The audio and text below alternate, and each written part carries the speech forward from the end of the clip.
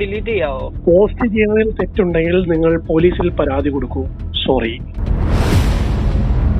ഇതിനേക്കാളേറെ ഞങ്ങളെ അത്ഭുതപ്പെടുത്തിയത് ദുബായിൽ നിന്ന് നിർമ്മിക്കുന്നുവെന്ന് അവകാശപ്പെടുന്ന ഈ ക്രീം യഥാർത്ഥത്തിൽ തയ്യാറാക്കുന്നതും പാക്ക് ചെയ്യുന്നതും മുഹമ്മദ് ഫിയാസിന്റെ ചങ്ങനാശ്ശേരി പുതൂർ ചന്തയ്ക്ക് സമീപമുള്ള വീട്ടിൽ വെച്ച് തന്നെയാണ്.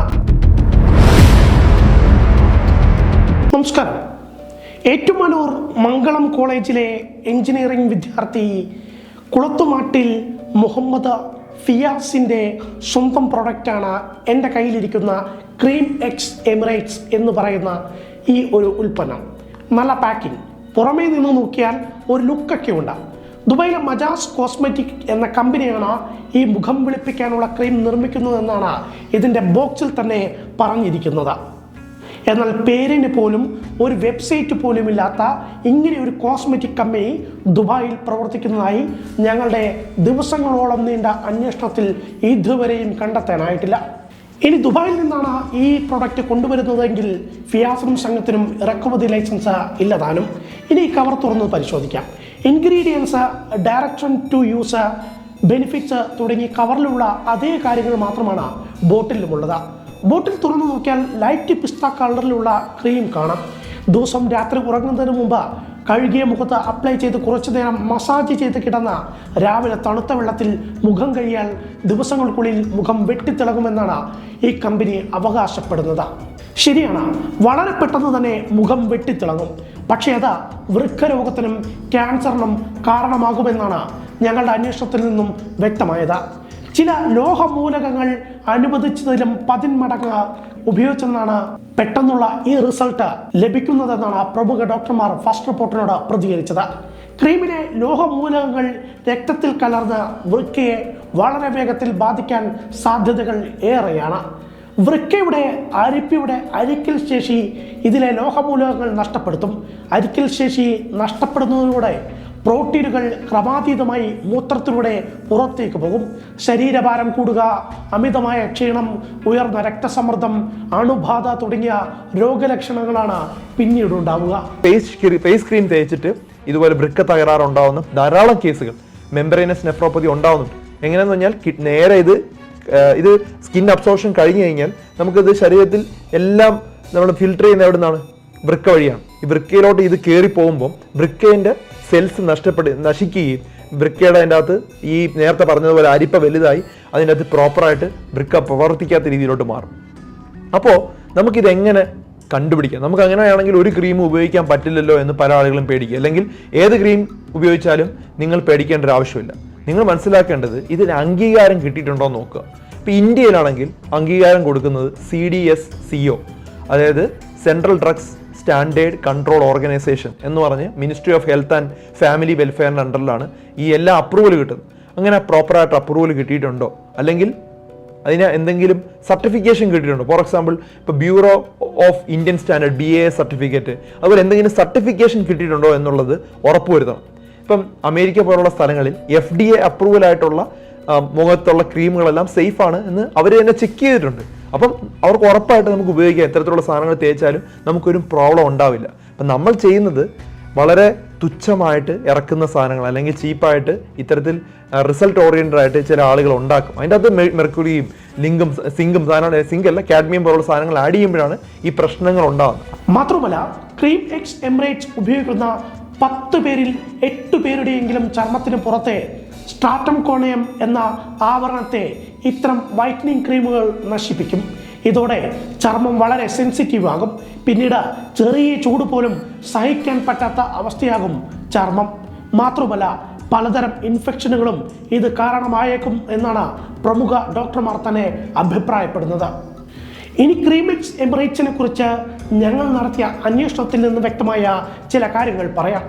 പ്രസ്തുത ക്രീം ആവട്ടെ കേന്ദ്ര സർക്കാരിൻ്റെ ഡ്രഗ്സ് ആൻഡ് കോസ്മെറ്റിക് ആക്ട് 1940 പ്രകാരമുള്ള ഒരു ചട്ടങ്ങളും പാലിച്ചിട്ടില്ല.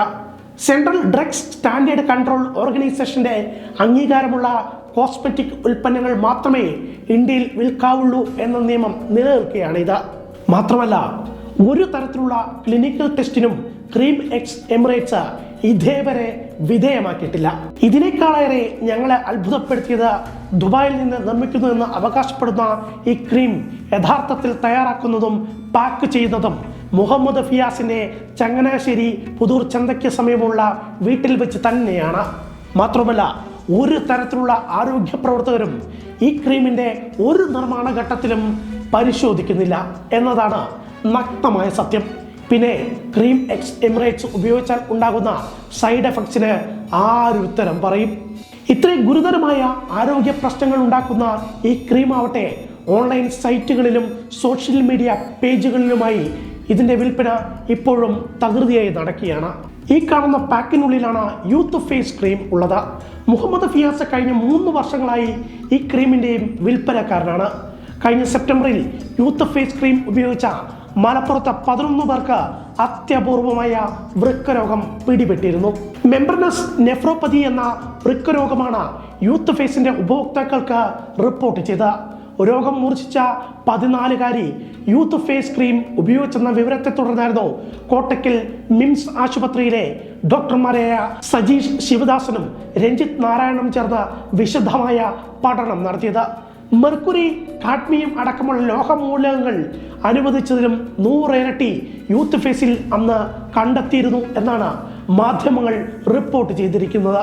ചുരുക്കി പറഞ്ഞാൽ ഹാൻസ് ഉൾപ്പെടെയുള്ള നിരോധിത പുകയില വിൽപ്പന പോലെ തന്നെ മുഹമ്മദ് ഫിയാസും സംഘവും ചെയ്യുന്ന വലിയൊരു ക്രൈം തന്നെയാണ് അംഗീകാരമില്ലാത്ത ക്യാൻസറിന് കാരണമായേക്കാവുന്ന ക്രീം വിൽപ്പനയും.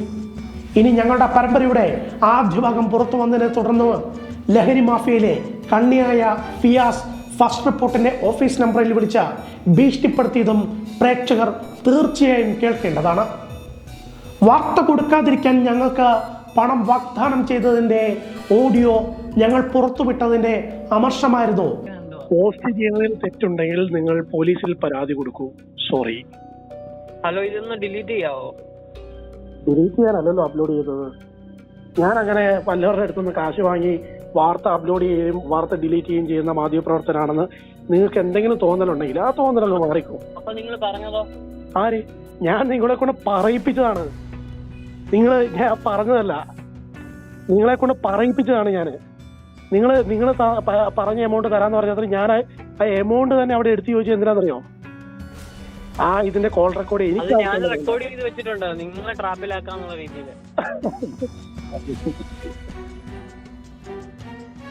വാർത്തയിൽ എന്തെങ്കിലും പ്രശ്നം ഉണ്ടെങ്കിൽ നിങ്ങൾ പോലീസിൽ പരാതി കൊടുക്കും. ഞങ്ങളുടെ റിപ്പോർട്ടിങ്ങിൽ എന്തെങ്കിലും പിഴവ് സംഭവിച്ചിട്ടുണ്ടെങ്കിൽ പോലീസിൽ പരാതി നൽകാൻ ഞങ്ങൾ വീണ്ടും വീണ്ടും ഫിയാസിനോട് അഭ്യർത്ഥിക്കുകയാണ്. വാർത്തയ്ക്ക് ആധികാരികമായ മുഴുവൻ തെളിവുകളും ഏതന്വേഷണം വന്നാലും നൽകാൻ ഫസ്റ്റ് റിപ്പോർട്ട് 100% സജ്ജമാണ്. ഈ വാർത്ത ഇവിടെ അവസാനിക്കുന്നില്ല. GST, ഇൻകം ടാക്സ്, ആരോഗ്യം തുടങ്ങിയ കേന്ദ്ര സർക്കാർ വകുപ്പുകളെ പറ്റിച്ച ലഹരി മാഫിയ കോടിക്കണക്കിന് രൂപയുടെ പണമിടപാടുകളാണ് നടത്തിയിട്ടുള്ളത്. ഇത് സംബന്ധിച്ചുള്ള റിപ്പോർട്ട് അടുത്ത ലക്കത്തിൽ കാണാം. വീണ്ടും കാണുന്നത് വരെ നന്ദി.